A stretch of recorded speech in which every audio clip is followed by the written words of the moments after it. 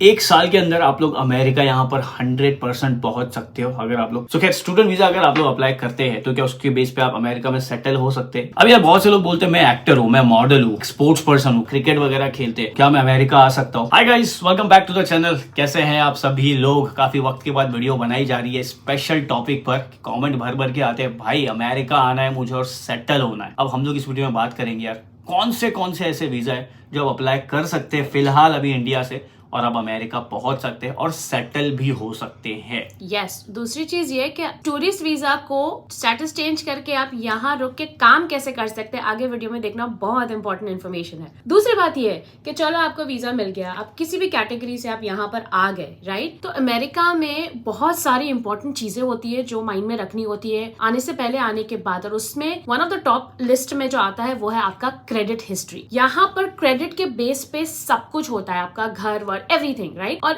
इस मुकाम पर आता है हमारा Nova Credit. Thank you Nova Credit for sponsoring this video. तो भाई कौन सी कैटेगरी से पहले वो बात करेंगे। इसमें दो कैटेगरीज होती है, ये दो चीज में इसको डिवाइड किया जाता है, जो है इमिग्रेंट वीजा और नॉन इमिग्रेंट वीजा। सबसे पहला बात करते हैं ईबी वीजा की। तो EB visa basically employment based visa जो होते हैं उसे ईबी वीजा कहा जाता है। तो बेसिकली ये एम्प्लॉयमेंट बेस्ड वीजास जो होती है ये होती है कि अगर कोई यूएस बेस्ड कंपनी आपको एज एन एम्प्लॉई हायर करती है, आपको जो अपनी कंट्री से यूएस बुलाती है, वो स्टेटस होता है एम्प्लॉयमेंट बेस्ड वीजा। वो परमानेंट नहीं होता है, वो चेंज कभी भी हो सकता है। सो इसमें सबसे पहला बात करते हैं ईबी वीजा में EB2 वीजा है क्या। सो ये जो EB2 वीजा है ना, ये बेसिकली जो भी यार एडवांस डिग्री जिनके पास होती है, या तो साइंस में या तो आर्ट्स में या बिजनेस में, अगर किसी के पास एडवांस डिग्रीज होती है ना, उनके लिए कंपनीज यूएस से भाई अप्लाई करती है उनके लिए वीजा, उनके लिए इमिग्रेशन प्रोसेस यहाँ से कंपनी स्टार्ट करती है। जैसे अगर आप कोई साइंटिस्ट वगैरह हो, यहाँ की कंपनी में अगर जरूरत है साइंटिस्ट की,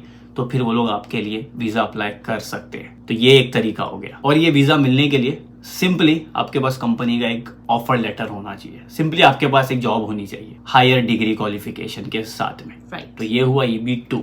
अब EB3 क्या है। अब ये EB3 क्या है। EB2 तो सुन लिया, EB3 है जो also is an employment based visa, लेकिन ये स्किल्ड बेस्ड वीजा है। तो अगर आपके पास कोई स्किल है, आपके पास सिर्फ बैचलर्स डिग्री है, ठीक है, और आपके पास ऐसी कोई स्किल है जैसे कि कंप्यूटर साइंटिस्ट है, आप जर्नलिस्ट हो, आप लॉयर हो, जिनके पास सिर्फ बैचलर्स डिग्री है लेकिन 2 साल का एक्सपीरियंस है, तो वो स्किल बेस्ड वीजा की कैटेगरी में फॉल होते हैं। लेकिन प्रोसीजर वही है, कंपनी यहाँ से आपको हायर करेगी, पेपर वर्क खुद करेगी, फिर आप वहां से यहाँ आओगे। तो ये 2 साल से कम अगर आपके पास एक्सपीरियंस है। EB2 का जैसे मैंने बताया भाई, उसके अंदर आपके पास एडवांस डिग्रीज होना चाहिए। तो ये हो गया यार EB2 और EB3। अब इसमें नेक्स्ट कैटेगरी आती है DV लॉटरी। अब ये DV वीजा सिस्टम आप लोगों को पता रहेगा, लॉटरी सिस्टम। अब जैसे यहाँ पे कैसा होता है अमेरिका में ना, अब यहाँ पे सिर्फ अमेरिकन नहीं रहते, अमेरिका में यार इंडियन रहते हैं, पाकिस्तानी रहते हैं, हर कंट्री के लोग रहते हैं। तो यहाँ पर डाइवर्सिटी को बढ़ाने के लिए यार अमेरिकन गवर्नमेंट ने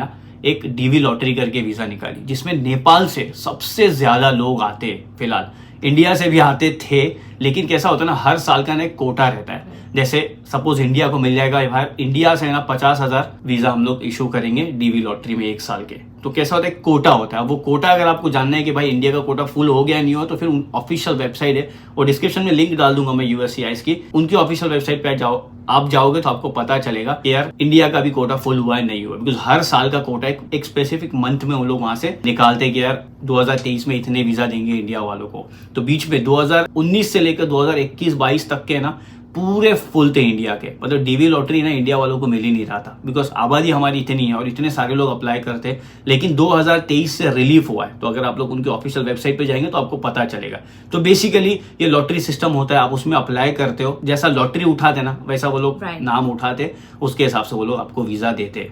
और वीजा देते मतलब ग्रीन कार्ड देते। आप यहाँ पहुंचो, आपको भाई हाथ में आपका ग्रीन कार्ड, विद इन कुछ मंथ में आपको अपना ग्रीन कार्ड होल्डर बन जाते हो। तो मतलब ऐसा भी नहीं कि सालों भर का आपको प्रोसेस करना है, कुछ ही महीने में सीधा आपको हाथ में ग्रीन कार्ड मिल जाए। तो ये एक कैटेगरी है DV लॉटरी। अब आता है, आप आ गए अमेरिका, ठीक है, अब यहाँ आने के बाद ना काफी इंपॉर्टेंट चीजें हैं जो आपको ध्यान में रखनी है। उनमें से एक सबसे इम्पोर्टेंट चीज आती है आपकी क्रेडिट हिस्ट्री, जिसके बेस पे आप यहाँ पर घर ले सकते हो, मोबाइल फोन ले सकते हैं, आप गाड़ी ले सकते हैं, मतलब एवरीथिंग, सब कुछ डिपेंड होता है आपकी क्रेडिट हिस्ट्री पर। अब यहाँ पर आता है अपना नोवा क्रेडिट। अब ये नोवा क्रेडिट क्या है? इनकी पार्टनरशिप है अक्रॉस द ग्लोब सारे क्रेडिट ब्यूरो से। एज एन एनआरआई जब आप यूएस में आते हैं तो ये Nova Credit what it does, it opens up an option for you कि आप यहाँ पर यूएस में जो प्रीमियम क्रेडिट कार्ड है आप उसको अप्लाई कर सकते हो based on your Indian credit history. और जब बात करते हैं प्रीमियम क्रेडिट कार्ड की तो यार इसमें आता है अमेरिकन एक्सप्रेस। अब अमेरिकन एक्सप्रेस क्रेडिट कार्ड लेना इतना आसान नहीं है। जो आप खुद से लेने जाओगे ना तो 3-3.5 साल लग जाएंगे आपको क्रेडिट बिल्ड करने के लिए और क्रेडिट कार्ड लेने के लिए। लेकिन नोवा क्रेडिट क्या करता है, जो आपकी इंडियन जो क्रेडिट हिस्ट्री है उसको यार यहाँ पर डायरेक्टली ट्रांसफर करता है, जिसके बेस पर अमेरिका पहुंचते साथ आप लोग है ना अमेरिकन एक्सप्रेस क्रेडिट कार्ड के लिए अप्लाई कर सकते हो। और साथ ही साथ में जब आप अप्लाई करते हो तो आपको $200 का यार बोनस भी मिलता है उसके ऊपर। और अभी यहाँ पर मैं यार कोई क्रेडिट कार्ड को बेचने की कोशिश नहीं कर रहा हूँ, मैं सिंपली बता रहा हूँ कि यार ये क्रेडिट कार्ड कितना इंपॉर्टेंट है। बिकॉज जब आप अमेरिकन एक्सप्रेस क्रेडिट कार्ड ले लेते हैं ना तो यार उसके ऊपर इतने बेनिफिट है, जितना भी पैसा मतलब साल में स्पेंड करते हैं उसके ऊपर ना आपको इतने रिवॉर्ड्स मिलते हैं, इतना कैशबैक मिलता है ना। इसीलिए यहाँ पर मोस्टली लोग है ना अमेरिकन एक्सप्रेस कार्ड लेने के लिए ना यार जी जान लगा देते हैं। अगर आपके पास अमेरिकन एक्सप्रेस का क्रेडिट कार्ड होता है ना उससे आपकी क्रेडिट हिस्ट्री है ना बहुत जल्दी बिल्ड होती है। एक और बेनिफिट ये है, अगर आपको कोई भी फ्रॉड होता है, सपोज अगर आपका क्रेडिट कार्ड किसी और ने यूज कर लिया, गलती से किसी का क्रेडिट नंबर चला गया, बिकॉज इतने फ्रॉड हो रहे हैं आज की तारीख में ऑनलाइन, आपको पता है, आपको सिंपली अमेरिकन एक्सप्रेस हेल्पलाइन में कॉल करना है। और कॉल करके जब आप उनको बोलोगे ना कि भाई वो मैंने ट्रांजैक्शन नहीं किया था, तो बेसिकली डेबिट कार्ड वगैरह वो लोग ब्लॉक कर देते हैं। लेकिन यहाँ पर फायदा क्या होता है पता है, कि जितने भी पैसे स्पेंड हुए ना आपको रिटर्न मिल जाते हैं।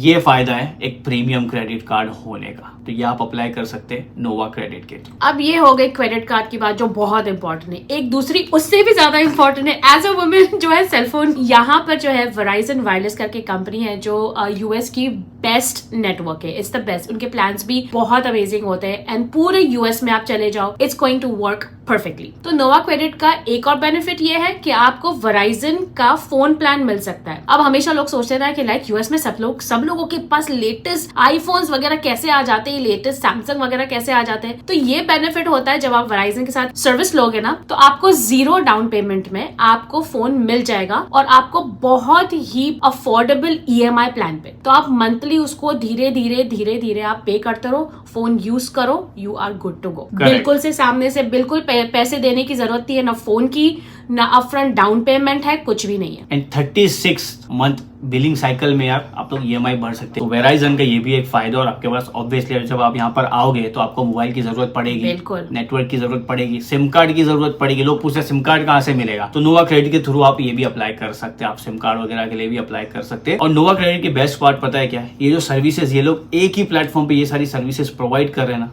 ऐसी कोई दूसरी कंपनी नहीं है यहाँ यूएस में जो ये सर्विसेज आपको प्रोवाइड करती है एक ही चैनल पर। True. तो अब इसी तरह इन दोनों सर्विसेज को अवेल करने के लिए तो ऑनलाइन एक एप्लीकेशन आपको सब फिलअप वगैरह करना रहता है 5 से 7 मिनट का। उसके लिए ना आपको कुछ चीजों की जरूरत पड़ती है, जैसे कि आपके पास यहाँ का एड्रेस होना चाहिए। अब ऑब्वियसली आप यहाँ पर आओगे तो आपको पता है आप कौन से स्टेट में जा रहे हो, कहाँ जा रहे हो, तो वहाँ का एड्रेस आपके पास होगा। आपके पास यहाँ का बैंक अकाउंट होना चाहिए और क्रेडिट कार्ड जो ऑलरेडी आप लोगों को नोवा की तरफ से मिल चुका है, वो अमेरिकन एक्सप्रेस जो आप लोगों ने अप्लाई किया था वो तो आपके पास ऑलरेडी रहेगा। साथ ही साथ में आपका इंडिया का क्रेडिट हिस्ट्री और पैन कार्ड होना चाहिए। इंडिया का पैन कार्ड और वहां का क्रेडिट हिस्ट्री क्यों चाहिए, क्योंकि जैसे कि मैंने पहले बताया नोवा जो है वो ग्लोबल कंपनी है और हर कंट्रीज के साथ उनके जो पार्टनरशिप है क्रेडिट ब्यूरोज के साथ, तो वो पार्टनरशिप की वजह से क्या होता है कि आपकी जो इंडिया की क्रेडिट हिस्ट्री है वो आ जाती है यूएस में ट्रांसफर। तो जब आप ये अमेरिकन एक्सप्रेस का क्रेडिट कार्ड लेते हो ना तो ये क्रेडिट हिस्ट्री 0 से शुरू नहीं होती है, जो आपने इंडिया में बिल्ड कर ली है ना वो वहां से शुरू होती है, विच इज अमेजिंग। ये सारी चीजें अप्लाई करने के लिए यार डिस्क्रिप्शन में लिंक डाल देंगे, आप लोग क्लिक करो, इत्मीनान से वेबसाइट को देखो, आपको और समझ में आएगा। बिकॉज आप अगर यहाँ पे आने का प्लान कर रहे हैं तो फिर ये इंपॉर्टेंट है आपके लिए। तो अब ये हो गए नोवा क्रेडिट के बेनिफिट्स, जो आपको प्रीमियम यूएस का प्रीमियम क्रेडिट कार्ड भी मिल जाएगा, बेस्ट नेटवर्क वाला यूएस का मोबाइल प्लान भी मिल जाएगा with a phone if you prefer that, और थर्ड आप स्टूडेंट लोन्स के लिए भी अप्लाई कर सकते हैं। सो ये बहुत सारे बेनिफिट्स है। आई मीन अगर आपकी जगह मैं मैं हूं ना तो definitely I would definitely look into it, because it's like a win win situation. अगर यहाँ आ रहे ये चीजें जरूरी तो है, और अगर कोई आपको इस चीज में मदद कर रहा है, why not? Why not, that's the question, why not. खैर अब मूव ऑन करते हैं यार हमारे नेक्स्ट पॉइंट पर। एक और कैटेगरी का वीजा जो आप अप्लाई कर सकते हैं सिंपली, कैटेगरी जो है F1 वीजा, जो स्टूडेंट वीजा लोग अप्लाई करते हैं, इंडिया से अप्लाई कर रहे हैं। क्या डेट्स मिल रही है? जी हाँ, डेट्स मिल रही है, लेकिन थोड़ा डिले है, लेकिन डेट्स मिल रही है। तो खैर स्टूडेंट वीजा अगर आप लोग अप्लाई करते हैं तो क्या उसके बेस पे आप अमेरिका में सेटल हो सकते हैं? तो यह सेटल हो सकते हैं, लेकिन कब? अगर आप लोगों ने स्टेम सब्जेक्ट लिया है तो। अब ऐसा क्यों? सबसे पहले जब आप F1 वीजा के लिए अप्लाई करते हैं ना, तो F1 वीजा को अप्लाई करने के बाद जब आपके कोर्स खत्म होते हैं, जो आपकी डिग्री कंप्लीट होती है, उसके बाद आप यहाँ पे कंपनी ढूंढते हैं। कंपनी आपके लिए, एम्प्लॉयर जो आपके होते हैं वो लोग पिटीशन फाइल करते हैं आपके ग्रीन कार्ड के लिए, आपके जॉब के लिए, कि भाई अभी हमारे इधर काम करेगा, H1B वीजा आपके लिए अप्लाई करते हैं वो लोग। अगर आपको डायरेक्टली कंपनी के थ्रू नहीं जाना है, आपको यहीं पर रहकर कोई कंपनी में काम करना है कुछ वक्त के लिए, और अगर आपने स्टेम सब्जेक्ट लिया है तो यार आप यहाँ पे ना 12 से 36 महीने तक यहाँ पर OPT पर रह सकते हो। ऑप्शनल प्रैक्टिकल ट्रेनिंग सीखने के लिए, कि भाई मैंने जो काम किया हो अब मुझे और उसमें सीखना है, प्रैक्टिकली सीखना है जो आपने किया हो, तो आप उसके लिए यहाँ पर रहकर काम कर सकते हैं। ये एक ऑप्शन होता है। फिर उसके बाद आप लोग कोई भी कंपनी ढूंढो, कंपनी ढूंढकर आप लोग अप्लाई कर सकते हैं अपने ग्रीन कार्ड के लिए। वही सिस्टम हो जाएगा जैसा मैंने बताया। कंपनी कुछ साल के लिए आपको अपने पास रखेगी, देखेगी कि भाई हाँ बंदा अच्छे से काम कर रहा है, चलो अब एक काम करते हैं, इसके लिए ना पिटीशन फाइल कर देते हैं ग्रीन कार्ड के लिए। अब ये जब तक बूढ़ा होगा, इसका नसीब है। किसी को तो यार 10 साल में भी मिल जाता है, किसी को 50 साल में मिलता है, किसी को तो 100 साल में मिलता है, कोई तो मरकर उसकी आत्मा को मिलता है वो ग्रीन कार्ड। अरे नहीं, ऐसा होता है भाई, ये सच है, ये अमेरिका का सच है, ये भी आपको सुनना है। खैर तो ये हो गई F1 वीजा कैटेगरी। अब नेक्स्ट आता है, अब आती है एक बहुत ही मजे की वीजा, राइट, जो है J1 वीजा। बहुत इंटरेस्टिंग है। इसमें क्या होता है पता है? एक्सचेंज प्रोग्राम्स होते हैं, जैसे कि आप अपनी कंट्री से यहाँ पर कुछ एक्सचेंज कर रहे हो, जैसे कल्चरल एक्सचेंज प्रोग्राम्स होते हैं, इंटर्नशिप्स होती है, ऑफेयर प्रोग्राम्स होते हैं, फिर दूसरे बिजनेस रिलेटेड होते हैं, ट्रैवल रिलेटेड होते हैं। तो इट डिपेंड्स आप किस बेस पे आते हो, कौन सी कैटेगरी चूज करते हो, और वो कैटेगरी आप चूज करने के बाद यहाँ पर अप्रूव होनी चाहिए। वो अप्रूव होने के बाद आप वो लेटर लेके जाओगे वीजा अप्लाई करने के लिए, और आपको वीजा मिल जाती है। आप यहाँ पर आते हो, और ये होता है ड्यूरेशन इसका anywhere from 2 weeks to 2 years, depends कि आप कौन सी कैटेगरी में आते हो। आप टीचर हो, प्रोफेसर हो, साइंटिस्ट हो, ट्रैवलर हो, आप बेबी सिटर हो, आप जो भी हो। देन जब वो ड्यूरेशन खत्म हो जाता है ना, then you have to go back to your country. फिर आप अपने देश वापस जाते हो। 2 साल के ब्रेक के बाद आप दोबारा से या तो ये वीजा, सेम वीजा अप्लाई कर सकते हो, या फिर आपके प्रीवियस एक्सपीरियंस के बेस पे आप ग्रीन कार्ड का एप्लीकेशन भी दे सकते हैं। करेक्ट, थोड़ी इंटरेस्टिंग है जैसा इसने बताया कि यार आप अपना कल्चर एक्सचेंज करने के लिए भी यहाँ पे आते हो, यहाँ पर सीखने के लिए, उनको सिखाने के लिए इंडिया के बारे में आप यहाँ पर आ सकते हो, एज अ टीचर आ सकते हो। अब बहुत सारा ना ये स्टूडेंट्स के लिए और यंग एडल्ट्स के लिए ये बहुत अच्छी अपॉर्चुनिटी होती है कि आप नया कल्चर देखो, नई कंट्री देखो। अब नेक्स्ट कैटेगरी आती है यार L1 वीजा, बिकॉज इसके बारे में बहुत कम लोग बात करते हैं, लेकिन इतना आसान, इतना सिंपल है कि यार लोग बताने वाले चाहिए। तो खैर L1 वीजा बेसिकली ये होता है कि अगर आप कोई कंपनी में इंडिया में ऑलरेडी काम कर रहे हो, उसकी ब्रांच अगर अमेरिका के कोई भी स्टेट में है, तो यार आप अपनी सिंपली कंपनी को बोल सकते हो भाई मुझे अमेरिका जाना है। वो अगर आपके लिए फाइल करते हैं पिटीशन, वो बोलेंगे ठीक है हमारी ब्रांच ऑलरेडी अमेरिका की स्टेट में, तो एक काम कर वहां से जाके काम कर। यहाँ पर आते हैं और उसके लिए फिर आपकी कंपनी आपके लिए L1 वीजा पिटीशन फाइल करती है, और आप L1 वीजा अप्लाई करके भाई यहाँ पर इजीली आ सकते हो। लेकिन उसके लिए भाई आपके अगर कोई बैंक में काम करते हो तो बैंक यहाँ पर होना चाहिए। कंपनी मल्टीनेशनल कंपनी है अगर आपकी, तो वो यहाँ पर होनी चाहिए सिंपली। तो उसकी ब्रांच अगर है तो आप सिंपली यहाँ पे आके काम कर सकते हैं, सिंपल। तो ये हो गया एक L1 वीजा जो आप अप्लाई कर सकते हैं। बिल्कुल। अब यार बहुत से लोग बोलते हैं मैं एक्टर हूँ, मैं मॉडल हूँ, स्पोर्ट्स पर्सन हूँ, क्या मैं अमेरिका आ सकता हूँ? बिल्कुल आ सकते हो। उसके लिए आता है भाई हमारी नेक्स्ट कैटेगरी, वो है O1 वीजा। अब O1 वीजा के बारे में बहुत से कम लोगों को पता रहेगा। तो खैर O1 वीजा में ये होता है बेसिकली कि अगर आप एक एक्टर है तो यार आपको बताना पड़ेगा कि आपने अपनी कंट्री में यार एक जबरदस्त अच्छे एक एक्टर है आप, भले आप स्ट्रगल किए, लेकिन आपके कुछ अचीवमेंट्स है जो आप उनको दिखा सकते हैं कि मैंने ये अचीव किया। वहां पर आपके पास उसका प्रूफ होना चाहिए, और फिर आपको अगर उसी में अगर आगे बढ़ना है और अगर आपको और सीखना है और काम करना है उसमें, तो फिर आप O1 वीजा के लिए अप्लाई कर सकते हैं। अगर आप एक स्पोर्ट्स पर्सन है, अगर आप क्रिकेट वगैरह खेलते हैं, अगर आपने वहां पर रणजी ट्रॉफी वगैरह बड़ी बड़ी लीग्स वगैरह अगर खेली है और आप बोलते हो कि आपको अपना फ्यूचर बनाना है इसी में, तो आप यहाँ पर भाई अमेरिका आ सकते हैं, ओवन वीजा अप्लाई कर सकते हैं। उसके लिए भी यार आपको कोई ना कोई कंपनी ने स्पॉन्सर करना चाहिए, वो आपकी जिम्मेदारी लेगी। क्या ओवन वीजा पे ग्रीन कार्ड मिलेगा? क्या क्रिकेट खेलने जो आते हैं उनको ग्रीन कार्ड मिलता है यहाँ पर? तो भाई उसके लिए ओवन वीजा पे आप ग्रीन कार्ड अप्लाई नहीं कर सकते, लेकिन ओवन वीजा पे रहते हुए आप ओवन वीजा को कन्वर्ट कर सकते हो EB1, EB2, EB3 वीजा, जैसे हम लोगों ने स्टार्टिंग में बात किए थे, जिसपे आप ग्रीन कार्ड के लिए अप्लाई कर सकते हैं। तो ये एक ऑप्शन खुल जाता है कि यहाँ पे आपको आके अपना ट्रांसफर करना पड़ता है। फिर बेस्ड ऑन कंपनी, अगर आपको लगता है कि उनको लगता है कि आप सही में एक अच्छे स्पोर्ट्स पर्सन है, सही में आप एक एक्टर है, तो फिर वो लोग आपके लिए अप्लाई करते हैं ग्रीन कार्ड के लिए। हाँ, आपको माहिर होना है उस फील्ड में। Correct. आपको दिखाना है कि आप इन ग्रुप ऑफ पीपल से बेटर हो यहाँ पर। Correct. You have to show that. Prove ये it. मत बोलना कि मैं वहाँ क्रिकेट खेलता हूँ तो यहाँ पे आके मुझे सीखना है। हाँ, मैं सीखने वाले पीछे नहीं गली चाहिए में भाई। खेलता हूँ। करेक्ट, सीखने वाले नहीं चाहिए, यहाँ पर सिखाने वाले चाहिए कि लोग जिसको देखकर इंस्पायर हो। Right. आप भी सीखो, आपके साथ वाले भी सीखे, वैसे चाहिए। माहिर, माहिर नाम का बंदा नहीं, मतलब टैलेंटेड। नहीं तो मेरा एक दोस्त है माहिर, वो आ जाएगा बोलेगा रेयान भाई मेरे लिए भी अप्लाई कर दो, आपने तो बोले थे माहिर। सो खैर आगे बढ़ते हैं नेक्स्ट कैटेगरी पे। सो खैर एक और ऑप्शन इसमें, वो है K1 वीजा। K1 वीजा में अगर आपकी कोई गर्लफ्रेंड है या कोई बॉयफ्रेंड है जो अमेरिका के सिटीजन है या ग्रीन कार्ड होल्डर है और आप इंडिया में हो, और अगर उनको आपके लिए अप्लाई करना है, अमेरिका बुलाना है, तो यार विद इन 1 ईयर आप इन अमेरिका पहुंच जाओगे। 1 साल के अंदर आप लोग अमेरिका यहाँ पर 100% पहुंच सकते हो अगर आप लोग K1 वीजा अप्लाई करते। तो K1 वीजा बेसिकली आपके गर्लफ्रेंड बॉयफ्रेंड जो होते, अगर वो लोग इंगेजमेंट कर लेते हैं, फियोन्से जिसे कहा जाता है, बिकॉज K1 वीजा एक फियोन्से वीजा कैटेगरी है, तो 1 साल का उसका टाइम लिमिट होता है, उसमें आपका इंटरव्यू भी हो जाता है, आप लोग अमेरिका पहुंच जाते हो, आपको वीजा मिलती है। लेकिन जब K1 वीजा पर आप अमेरिका आते हैं तो फिर आपको यहाँ पर 90 डेज के अंदर आपको शादी करना रहता है। शादी करके आपको बताना पड़ता है कि यार आप इनके साथ सही में जनरली रहने वाले हो, फिर उसके बाद आप प्रोसेस स्टार्ट कर सकते हो अपने ग्रीन कार्ड वगैरह। तो K1 वीजा भी है जो बहुत से लोग अप्लाई भी करते हैं, रिजेक्ट भी होते हैं, लेकिन अप्रूव भी होते हैं। डिपेंड आपका केस कैसा है, आप कैसे हैं। ये सारी जो कैटेगरी थी ना, ये इतनी कॉमन नहीं थी जो हम लोगों ने डिस्कस की, जो आपको जानना जरूरी था। खैर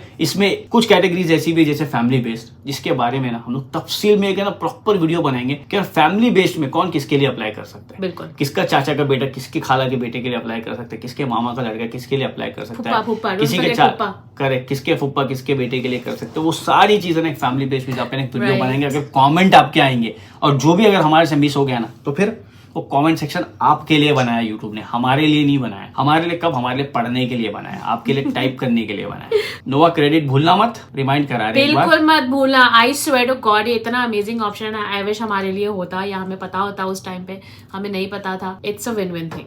करेक्ट। तो बताया आपको ये वीडियो कैसा लगा यार, ऐसी ही कुछ वीडियोस आते रहेगी। चले इस वीडियो को यार इतना ही रखते हैं, जैसा कि हम हर बार कहते हैं। तब तक के गाइस 1 मिनट लाइक कर दो प्लीज, आपके फोन का, लैपटॉप का, टीवी का सब बटन वटन दबा दो उधर पर, ठीक है। बहुत जल्दी मिलते हैं आपको एक नए वीडियो में, जैसा कि हम हर बार कहते हैं। तब तक के guys stay safe, stay very positive and stay happy. Happy यारो, हैप्पी मिलेगी तुम्हें US. I used to miss this. अभी 50 दिन के बाद वीडियो बनाएंगे और बोलेंगे मिस दिस, तो यार क्या बोलूं मैं इसको यार। कैमरा के पीछे तो होते रहते, लेकिन कैमरा के सामने आई मिस्ड इट। एग्जैक्टली। चले मिलते हैं नेक्स्ट। टेक केयर गाइस, खुदा हाफिज।